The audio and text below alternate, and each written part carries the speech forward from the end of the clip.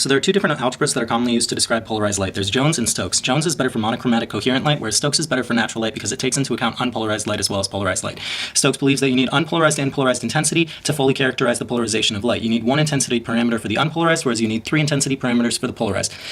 When you put them into a Stokes vector, it looks like this. The first parameter takes into account the difference between intensities of unpolarized and polarized light, whereas the second takes into account the difference in intensity for horizontally and vertically polarized linear light, and then the third one takes into account the difference in intensity for light polarized at -45 and 45 degrees, and then the fourth one takes into account the difference in intensity for polarized light polarized for right-hand circular and left-hand circular. On the Poincare sphere, you can see that the second, third, and fourth Stokes parameters correspond to the x, y, and z directions on this Poincare sphere. Each point in and on the Poincare sphere represents a specific Stokes vector.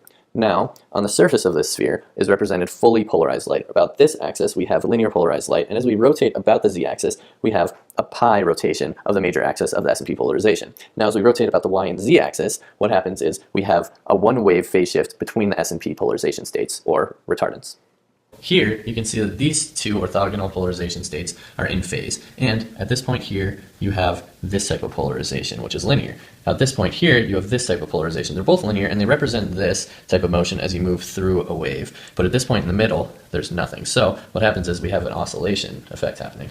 Now, when we introduce retardance into the equation, we have a phase shift. So this wave is not in phase with this wave. It's actually a quarter wave out of phase. So at point 1, we have this type of polarization. At point 2, we have this type of polarization, and it continues. And it makes a circular polarization effect because of retardance. Similarly, twisted liquid crystal cells also retard the incoming light. As you can see on the left, the unpolarized light goes through a linear polarizer. As the light propagates through the liquid crystal, the crystal molecules rotate the polarization 90 degrees, so the light exits through the second orthogonal linear polarizer. On the right, you can see when a voltage is applied, the molecules react to the applied electric field and align themselves in such a way that the polarization is not rotated and no light makes it through the second polarizer. Just as the Stokes vector is a compact representation of the polarization state of light, Mueller matrix is the compact representation of the polarization properties of a material, including retardance, attenuation, and depolarization. If you combine these two by multiplying the Mueller matrix times the Stokes vector of the incoming light, then you can see the polarization state and properties of the light after it exits that component.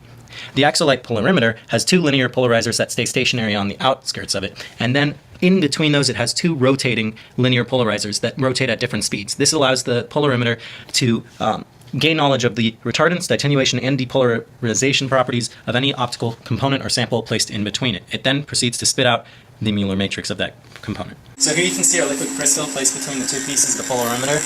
And as we adjust the amplitude of the square wave being fed into this LCC, we're reading off the magnitude of the retardance on the screen over here. The sphere, which is called the Poincare sphere, is represented right here.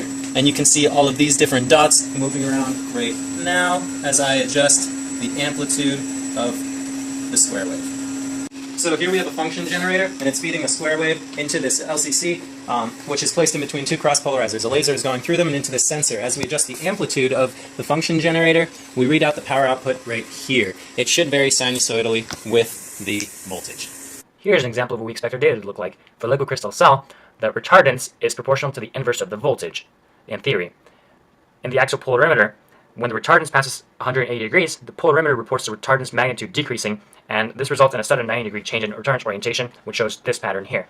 Here's the data for the 532 nanometer filter on the polarimeter. You can see here that we have the graph of magnitude versus peak-to-peak voltage. This is the non-rectified data. Here's the rectified data, and you can see that the orientation is represented here. Now, the rectified orientation would be just 0 degrees along the whole length. For the 668 nanometers, we have the non-rectified data here and the rectified data here. Here we can see that again, the rectified orientation would be 0. For the 666 nanometers with the new liquid crystal, we have the non-rectified data, the rectified data with flips removed, and an orientation, normal orientation rectified of 90 degrees. For a liquid crystal cell placed in between two cross polarizers, we expect to see the relationship on the right for the transmittance with respect to voltage. As you can see, it's a sinusoidal pattern which is changing much more rapidly at smaller voltages.